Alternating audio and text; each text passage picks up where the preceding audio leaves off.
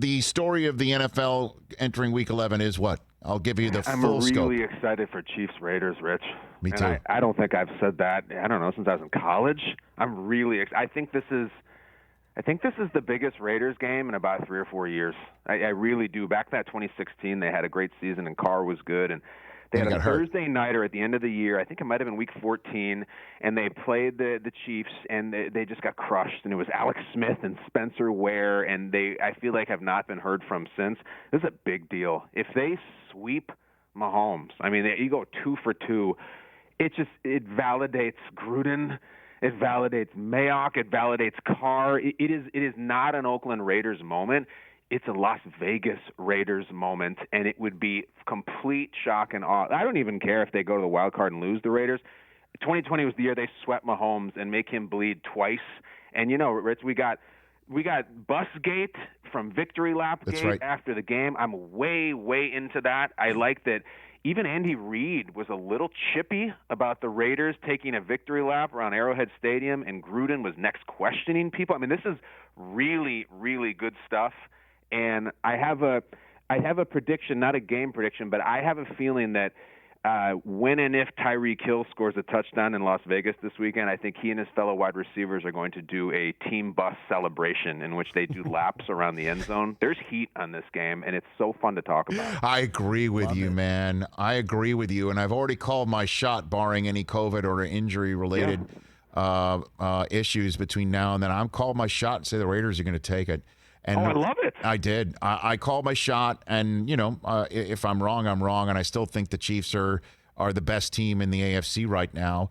But you do throw records out. These are the games in which Amari Cooper catches 200 yards, even though he doesn't catch any yards against anybody else, which is what was happening before he became a Dallas Cowboy. I mean, I've seen them in person.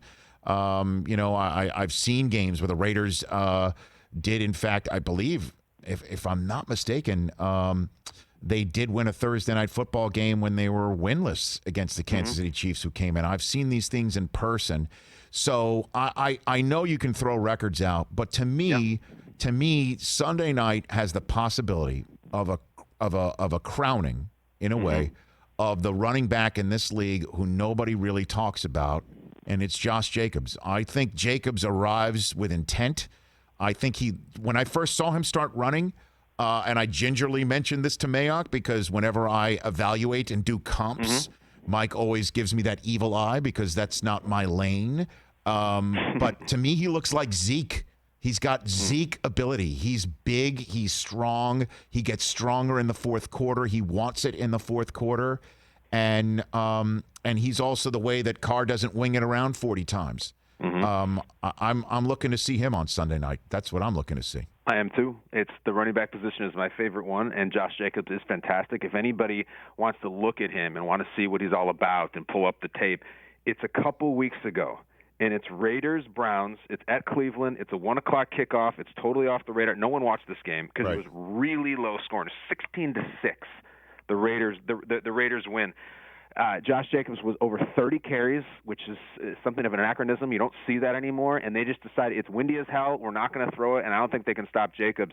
And to your point, it's everything that you want from the combine, from the game tape. It's the shoulder is lowered. It's finishing runs. He doesn't run out of bounds. He's mean. He's good. And when we start saying, well, let's look at the top running backs in the league. Kamara's amazing. Derrick Henry's amazing. Christian McCaffrey's kind of hurt. Like, Josh Jacobs is nowhere in that conversation. If they beat the Chiefs with the Chiefs coming off a bye, Josh Jacobs is a superstar, and I feel like John Gruden is the face of this year. I'm so excited for it.